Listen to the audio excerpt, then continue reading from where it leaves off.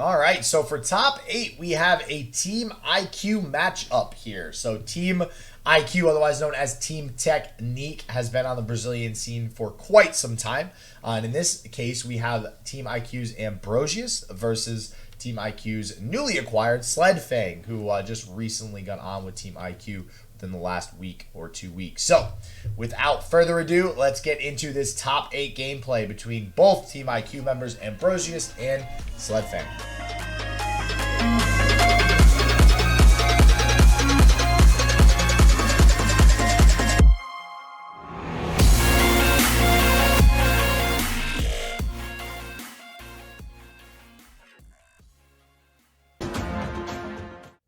All right, everybody, we already got into the game, so without further ado, no intro, we have Ambrosius versus Sledfang. Let's go. Bam. This man started the game, then said, "Are we good to go?" Does it even matter if I say no at this point? Yeah, like... So it looks like, is this a scout mirror right now? Yep. All right, look at that. Scout mirror match. We don't know what Ambrosius banned, but we do know that Sledfang banned the Starlight Seer Jinx deck, so I don't even know why we're watching this match at this point. Oh, man. But Ambrosius, part of Team IQ. Team IQ, pretty big in the Brazilian scene and Legend of Runeterra in general. Lots of awesome players like Nola Gold. So we'll see if IQ is able to pick up a win here for Rune Cup number 2. You know Sledfang's IQ too, right? Yeah. Oh, yeah, I didn't put his, okay. So funny enough, these guys are on the same team, but the deck lists are actually really different. Sled is running Mono Demacia outside of the Misfortune. And on the side of Ambrosius, we've actually brought Jagged Butchers, Hired Guns, and Island Navigators, going a lot more in on sort of the traditional scout plan. You know, when we were seeing Island Navigator Misfortune pretty much at all stages of the game. But the spell lineup got a lot of differences too. No single combat coming out of Ambrosia, so that's something to keep an eye on. Both players got the Relentless Pursuits in there this time around, so gonna have to keep that one in the back of our heads as we go for these awkward passes a little bit later on. Yeah, it looks like Sledfang's going for more of a spell-based version. It does have a lot more combat tricks with the 2 reposts and the back-to-back, 2 single combat, 2 Rangers Resolve, 2 Relentless. Whereas, yeah, I mean, Ambrosius is just like, all right, we got the scout units, we got the Relentless Pursuits. That's all we need. We just need to be attacking. Press that A button. That's it. Yeah, it feels like Sledfang was like, what if we build a Bannerman deck? And Ambrosius was like, Smork. And here we go. Me Smork, 2 Badger Bears going to come in. No good blocks on the side of Sledfang. Man, do you remember when Grizzled Ranger was 4 attack? That was terrible. Who let that one go through? And, okay, I just want to make sure I didn't miss something there. Okay, cool. Awesome. So, Grizzled Ranger. What was it that that Blevins always called a pack of Badger Bears? Oh my! Scrum? Is it a scrum? Scrum Badger Scrum. Bears? Okay. Scrum. Yep. Mm-hmm. Well, Sled has a scrum of Grizzled Rangers, and I don't know if that's the same. It will eventually be a scrum of Badger Bears. Well, and I gotta give the advantage, at least slightly for now, anyways, to Sledfang, just because, you know, he has the wider board with the Bannerman already having gone off. I mean, this is gonna be difficult for Ambrosius to deal with. He is probably gonna have to, you know, block and trade here a little bit. Luckily, is able to trade the Badger Bear with the 3/3 Bannerman until the single combat comes out. I was curious if that single combat was going to come out here, because you know Ambrosia doesn't play any. It would have been a little bit awkward if we saw a Rangers Resolve out of Ambrosia, but doesn't have that available, and the single combat is going to work out for Sledfang, who now has control of the board, control of the card advantage, a little bit lower on life total. See how Ambrosia goes into this turn 6 attack turn. If he's got Genevieve Elmhart, could swing the board way back into his favor. Yeah, Genevieve, always a good turn 6. Yep, there it is. I was going to say Sledfang picking up another single combat could help, but this Genevieve definitely is going to make this a close game now. Is it just like, man, every turn 6, I feel like there's a Genevieve. Like, is that just like a rule in the game? Like, you must draw this card on turn 6?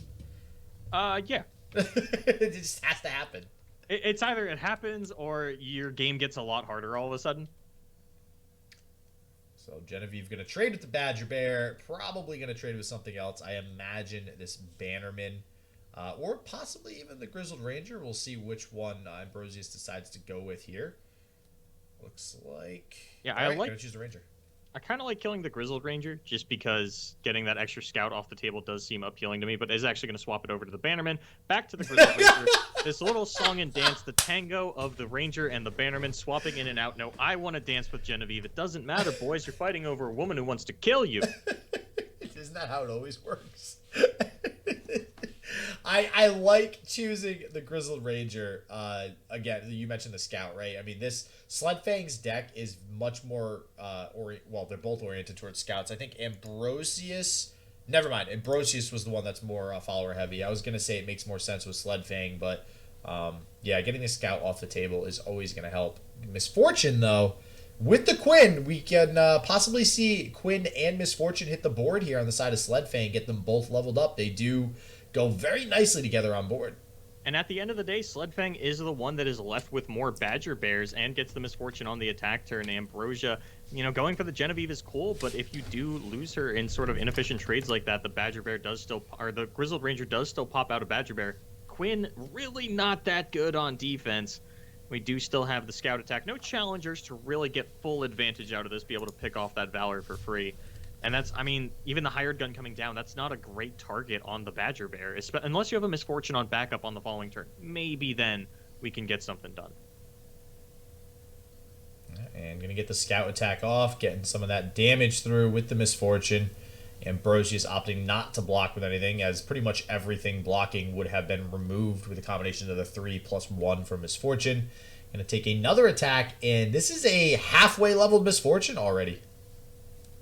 Yeah, if Sledfang top decks something like a Relentless Pursuit, we could just see lethal out of him depending on what Ambrosius actually does end up playing on the following turn. Does have to throw out some blocks here. Isn't quite in danger of dying. Would only take 10 damage. Only 10 damage. It just it's only go down 10. to 2 HP and does actually want to prevent a little bit of that. Does lose the hired gun. And honestly, I'm not totally sure if that was worth it. I feel like if you're dead at 2, you're dead at 5 at this point. Where's Soraka when you need her? Man. I don't even know if Soraka's going to heal face. I feel like she's going to focus on units. I think she will too, to be honest with you. But I feel like face is going to be involved somehow in that. That's what I thought about Maokai. Yeah, and it still doesn't heal face, unfortunately. But Genevieve going to be able to pick off this Misfortune, which is definitely going to be good for Ambrosius here. And it's funny, a lot of times in this mirror match, it's kind of like who gets the last word or the last good attack off wins. And what I mean by that is you could be up on the board like Sledfang. You have more units. You have maybe higher buffed units or something like that. But then if Ambrosius is the last person to play Genevieve, Ambrosius is going to have the advantage. And then if Sledfang returns the Genevieve, then Sledfang's going to have the advantage. And it's very back and forth like that a lot of times in these mirror matches. When it comes down to turns 6 through 8, if you're not continuously dropping 6-drops, it does feel like you do have a bit of a hard time winning the game. While as powerful as the Badger Bear Misfortune was on turn 7, he really doesn't have a phenomenal turn 8. Obviously we'll be able to refuel with the Quinn and the Laurent Protege, but without the Misfortune sticking around, I don't know how good that's actually going to feel. With Ambrosia only at 5, maybe it is enough to get it done for the game. Yeah, and having to basically just toss away one of your loyal Badger Bears feels bad too. Was that a mistake not using the one that has vulnerable on it? Almost certainly. Although if Ambrosia does have a Relentless Pursuit here, it is pretty much just going to clear Sledfang's board. Uh-oh. I was going to say, Relentless Pursuit here would be weird because Ambrosia still has the attack token. You don't get to stack 2 of them.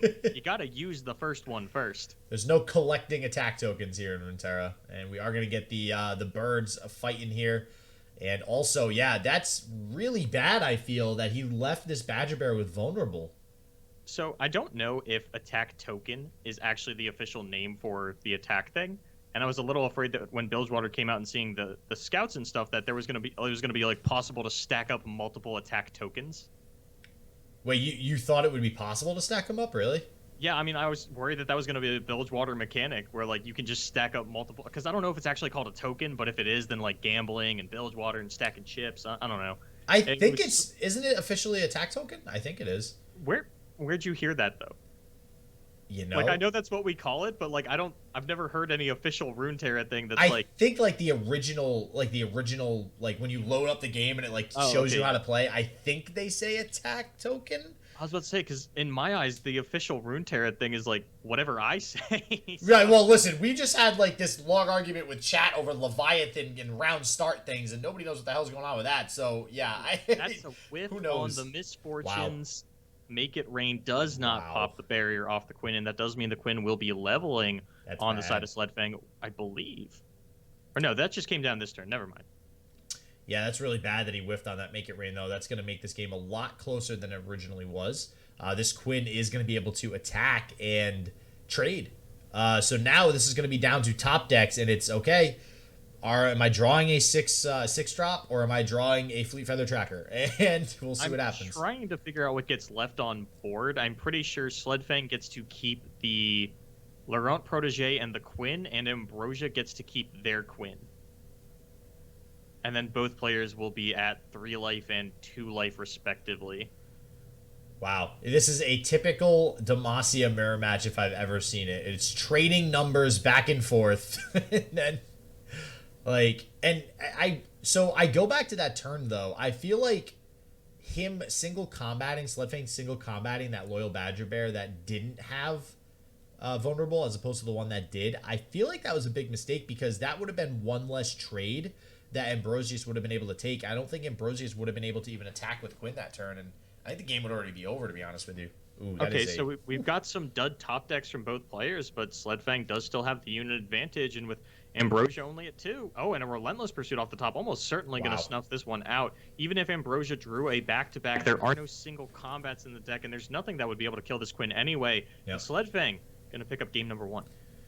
Wow, all right. So the battle of Team IQ players, Sledfang going up 1-0. We'll see who's able to make it to the top 4 after this game.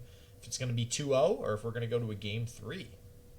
So Sledfang's last 2 decks, Discard Aggro and Endure Spiders. Which one did get banned? It looks like it was the Endure Spiders that was banned.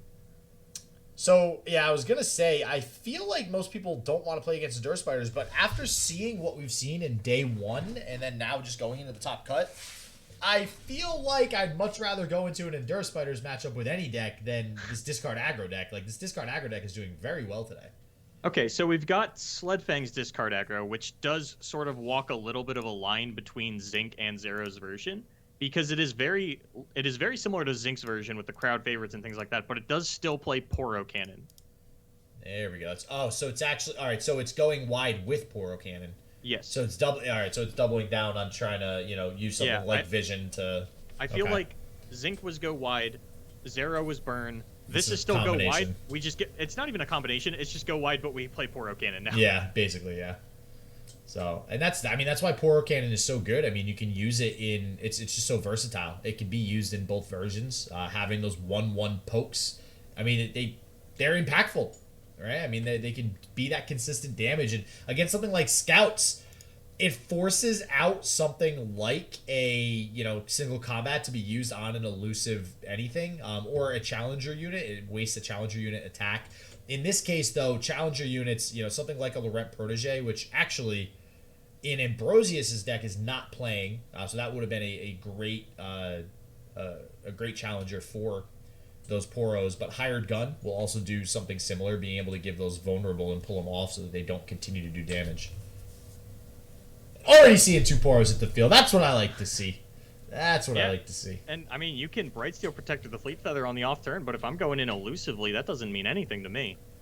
So, I mean, the really only way to combat this is a Hired Gun right now. If there is no Hired Gun, then at least one of these Poros is going to be able to stick. This other one will trade with the Fleet Feather, which, honestly, I don't think you're too mad about, because that seems like kind of a weak turn from Ambrosius.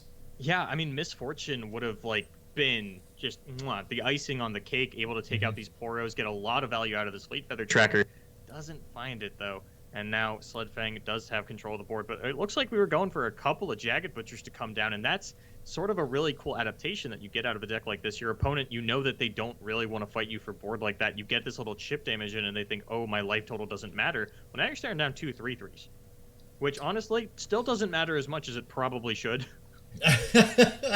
I don't know. I mean, honestly, just looking at the board, it's going to be really hard for Sledfang to stay in this. It's going to be hard for him to push damage. I mean, this crowd favorite only pushes 1 damage if he blocks with the Badger Bear. Looks like he's going to throw it on the Draven to avoid the Draven being able to get that free attack off without using the spinning axe.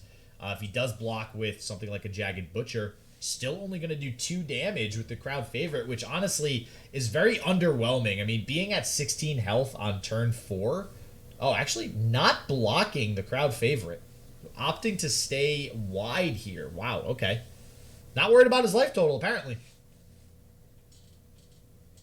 I don't know if I love this from Ambrosius. I mean, it's so awkward to try and take down this crowd favorite. You don't play single combat, so you are going to have to double block it. I think if you were going for a Ranger's Resolve this turn, I do like the amount of health that you spare by blocking it, but I don't know, it's kind of weird. And maybe you are just going for a race like this, but I mean the crowd favorite still employs itself as a good blocker. If you have Riposte, I can see it. And you were going, okay, I'm going to present a lot of damage. She's going to block. Now I have Riposte mana that I didn't have available last turn. I do just get to kill that. And there's back to back. Yeah, so Ambrosius actually not playing Riposte. That was in Sledfang. So Ambrosius, gotcha. I know I was confusing both decks too because they're very similar, but one plays more spells. The back to back though, it does basically the same thing that you were just saying. So Sledfang not able to actually get 2 attacks off with the crowd favorite, which would have been a huge difference. But now, now this is going to be an issue for Sledfang. Sledfang basically needs to draw a Jinx or an Augmented Experimenter, or just like loses the game here on the next turn.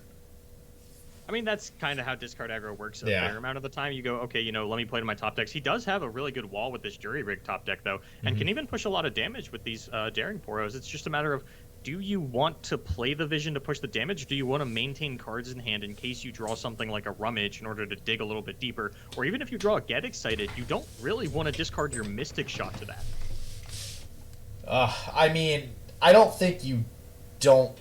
I think you have to play the Vision. Well, the 9 health is really not anything in terms of like, I'm going to top deck my way out of this one. But I think the only way you win this is by doing the 4 damage with the Poros this turn and then making it to your next attack turn to deal 4 more. But I think, you're probably at this point stuck blocking now, right? You have to block with the Poros maybe. Ooh, this is that Grizzled Ranger is extra rough. And all right, so can he live? Can he get these Poros to stick? And I don't think so. How many units are on there? I don't think so. I think it's reasonable. You can eat 4 attacks and live. 1, 2, 4. It's a lot of 3s. I don't know, man. I can't do math that quick. 4 times 3 is 12. Okay, got it. So, and because there's no Riposte, you're not worried about it. Maybe I think you're dead to Relentless Pursuit even if you do block. Okay, so so this is what I meant. So he does live. He's at 2. He's saving the Poros. If you knew you were going to save the Poros, why not play the Vision last turn and get the additional 2 damage? I'm pretty sure it's in case you top deck a Zaunite Urchin or a Sump Dredger or a Rummage or a Get Excited. You don't want to discard that Mystic Shot. Well, we'll see if it matters here in a second. He will get 4 more damage off on this next turn, which will put Ambrosius down to 7. He would have been at 5 if he played the Vision last turn. And then he does have 2 more damage with the Mystic Shot. But I don't think there's anything he can really top deck. Yeah. It always feels bad when you're top decking and you draw Get Excited. It's such a good burn card. He drew Get Excited in the wrong order. Yeah. It was like he was playing the certain top deck outs and just hit the wrong top deck out and then hit the right top deck out a turn later. And that's why it looks so awkward and bad on the side of Sledfang. I do think that he made a decision and stuck with it and played for certain outs and just didn't find them. But he won there if he played the Vision, like I said. Yes, because he top decked a dead card instead of a Get Excited. If he had top decked the Get Excited that turn, I think we would have, praised him for keeping that Vision around. But no, because he probably would have won the next turn anyway. No, he still would have won. The 2 damage still would have stuck. That's right. With burn and aggro, I've always kind of kicked myself when I decide to take a trade or block. You don't know how many times, at least me personally anyways, I've bet up against any deck and I'm at 20 and they're attacking for 19 and I'm like, do I block? And I'm like, nah. It's snap decision. I'm not blocking. I want all my units. If he had drawn Sump Dredger, Zaunite Urchin, or Rummage, I think it would have been correct to hang on to the Vision. because otherwise you're discarding a Mystic Shot to play one. So he was just kind of playing towards drawing one of those cards rather than the burn spell. Like there were cards that you could draw where it was correct to keep the vision. Yeah, I don't know. I think with Mystic Shot in hand, you play to what you know you have, and you just try to play for as much damage. But hey, I don't know. Either way, it is a hard call to make on the side of Sledfang, one way or the other. But now, I was gonna say it's more so that I'm trying to say it was reasonable. It was reasonable. Yeah. It's not. Yeah, no, I don't think it was a misplay either. Yeah. Now we can get into the Nightfall aggro, and I think there were 1 or 2 Nightfall aggro across top 16. Okay, yeah, this is what I was gonna say. Like, this is surprising that we are actually seeing this now. And I mean, again, I don't necessarily think it's a terrible deck, but I don't think this is better than discard aggro. And I guess now we're gonna see here. We're gonna see if Nightfall aggro can go ahead and take home a victory over discard aggro. And this is the Cygnus the Moonstalker version rather than the the Atrocity version. Which one do you like? I think you said you like the Atrocity version better, right? Yeah, I like Atrocity a little bit more. I personally like Cygnus better, just because, I mean, it's still a 6-mana card, and I think that in this deck anyways, it has the potential to do more damage, because there's not, I mean, unless you Atrocity Diana, but like how often, you get Atrocity a 9-attack Diana, right? It comes up more than you would think. I think the bigger one is more so like if you Pale Cascade a Crescent Guardian. Oh, for 7, yeah, yep. Speaking of, he does not play Crescent Guardian. Right as I say that, really? Yeah, no, his only 3 drops are Doom Beast and Lunari Priestess. That's interesting. So he is basically, he's still playing Fading Memories. I'm trying to see what he replaced for it. Oh, Bark Beast. So, Ambrosius opting for Bark Beast. I don't know if I agree with that. I can tell you didn't agree by the way you said Bark Beast. I don't know, man. That is not Bark Beast? Cool. What is he doing here? Who invited Bark Beast? To me, that does not belong in this deck. Yeah, Lunari, Shadestalker, everything else is the same. He basically just took it out for 3 Bark Beasts, so we'll see if that's going to be good for him here. He submitted the deck on Mobalytics, and on Mobalytics, the color that they use for Targon is extremely similar to Freljord. Maybe halfway through, he thought he was playing Endure Spider, said, oh, I need to put Bark Beast back in there. That's gotta be what happened. He saw this, he was like, okay, step 1, it's Shadow. I put in 3 Stalking Shadows, put in a Targon card. Wait, is that Freljord? Put in Bark Beast, fill out the rest of my deck. I think you nailed it. I don't hate the Bark Beast. I mean, it's a 1-drop. He's playing 12 1-drops. Yeah, that's a lot. Well, Stygian Looker, is Stygian Onlooker really a 1-drop though? I don't think so. I don't know, man. I think that card sucks anyway. I think it's good when you're going all in on one strategy, which in this case is I want to do as much damage as possible, and you don't have Static Shock. So that's literally, and in this deck, at least we know there's no Static Shock. There is Mystic Shot, which in this particular matchup, Mystic Shot trading for a Stygian Onlooker actually feels really good because you're preventing 4 damage versus doing 2. So we'll see if that's something that ends up happening here. But we do see the Diana as well as the Lunari Priestess going in for an attack here. And I imagine we see this Diana get buffed up. Yeah, Pale Cascade, something along those lines. Even just a Unspeakable Horror down onto the Draven so that the first strike does actually get to kill the unit. And it's going to be Diana's Pale Cascade. So I'm curious to see what Celestial was picked up by this Lunari Priestess, because there's an argument to take removal spells for the Jinx, because the only way that Ambrosius actually has in the main deck to deal with Jinx is giving it vulnerable with Nocturne. Yeah, that's actually a really good point. But we do see the Mystic Shot come out to actually save the Draven. I think, wow, okay, I think this is all but in the bag for Sledfang. I mean, you have Draven and Jinx on board and an Augmented Experimenter in hand. That's rough. Do you sit around and wait for this Augmented Experimenter, or do you level the Jinx now? It looks like he is going to go ahead and wait on the Jinx level. Says, I don't actually need the rockets right now. I can just let these quick attack units kind of take over the game. I have, oh my god, this is a beautiful turn. You could even just double Get Excited and then play Experimenter next turn to get a free refuel on everything. He's thinking about it. It's always weird when you draw Jinx the turn that you want to Experimenter, because you really don't want to lose a copy of that. Well, you got to think, too, on the side of Sledfang, like when you look at Ambrosius' deck, there's really no way to deal with any units on the board. Yeah. So I actually think that you can wait. You can chill. You can just straight chill. You use the get excited. You attack like you are now.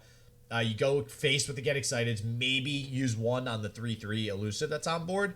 But then, yeah, you just wait out the augmented experimenter, and you have way more fuel than the Nightfall aggro deck. It just doesn't have nearly as much draw as this discard aggro. I really like the patience from Sledfang of not firing off this experimenter at the first thought, and instead kind of going, okay, I do have 2 get excited in hand. One of these is a Jinx. I would like to get a couple of those back into the deck just in case Ambrosius does later discover a way to actually deal with my Jinx. Nocturne doesn't give permanent vulnerable, right? It is just until end of turn, like Sejuani? No, it's permanent. Oh, it is permanent? Okay, yeah. So we do now have the way to deal with the Jinx. If Ambrosia... I mean, does Ambrosia ever get to go for an open attack onto this Jinx? Doesn't matter. We're thinking about leveling the Jinx here so that the elusive can't kill it. Risky. Does decide against that. Oh. So this elusive might just... yeah. I don't agree with that. I think I would have leveled the Jinx. But... I mean, I guess the idea is, okay, you're just going to draw into another one anyways. I think there's also the argument that, if your turn is open attacking my Jinx, I'm pretty okay with that given how few cards you have.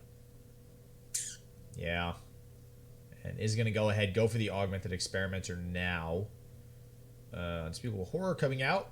Not really going to make too much of a difference, but we'll see what this augmented experimenter is going to be able to draw Sledfang here. And this is where I think Sledfang starts to pull away with this game, just off of pure card advantage. I mean, when you're aggro versus aggro, and you're the aggro deck that can just draw way more cards, I think you just win.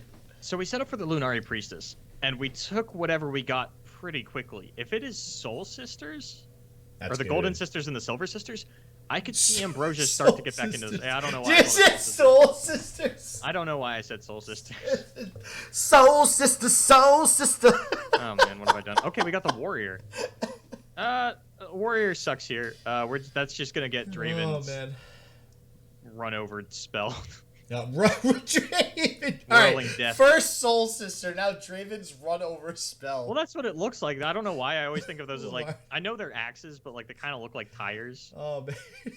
Especially because it does like the immediate pullback. It always gave me like a drift feel, and he gets the Pale Cascade too, actually. So, and the draw of it. Ambrosius is, kind of drawing what he needs to try and stay in this game. Yeah. But you are still losing the Warrior to the quick attack. Mm-hmm. Yeah, so a little unfortunate there. And I still think, again, like just too many cards. I mean, we have 5 cards on the side of Sledfang, and he has 2 more Daring Poros he can get against 2 on the side of Ambrosius, and we have a Rummage. Like this is why I always get Cygnus the Moonstalker is like you're in top deck mode, you have no court, and you're just like, all right. Well, okay, so in defense of Cygnus, Atrocity is way more useless here than Cygnus is. Nah. Well, see, I would have been playing Endure Spiders anyway. Oh, this is all gonna feel bad from Ambrosius here, just having to play out his hand just to not die at this point. And yeah, we're just gonna probably go in for a finishing turn. Wow, another Rummage too. Pretty sure does he still die? Wait, hold on. You should Poro Cannon the Spinning Axe and then discard the 2 Poros, right? Does that? It doesn't matter. It really doesn't matter. It's the same amount of cards. Wow. Okay. Talk about Jesus. I think to guarantee lethal, you get the 2 elusive Poros. Yeah, I think the second copy of Crowd Favorite, alongside the second Whirling Death, to make sure that you push through the Overwhelm on whatever blocks it, that is just going to be lethal. Oh, look, a Solari Soldier. That's not going to Stupid matter at all. Yeah. Well, that's kind of the disadvantage, right? There's a fine line between running a lot of 1-drops just to make sure that you draw 1-drops and running too many because later in the game they're useless. So looks like that's going to be game. So Sledfang taking it here versus Team IQ's Ambrosius. Sledfang also on Team IQ, so no matter what, we're getting a Team IQ player in the top 4 here. Sledfang taking it 2-1. I saw someone move to top 4 on Zink's side of the bracket, but Zink hasn't finished his match yet, so you might not have... He is down a game, though. Uh-oh. Zink, my man. All right, so Sledfang gonna make it to the top 4. In the next video, we're gonna have Black Boss also advancing to the semifinals. So we'll see again if he's able to take home a victory. But as always, everybody stay healthy, stay positive. I hope it just works for you. Peace out.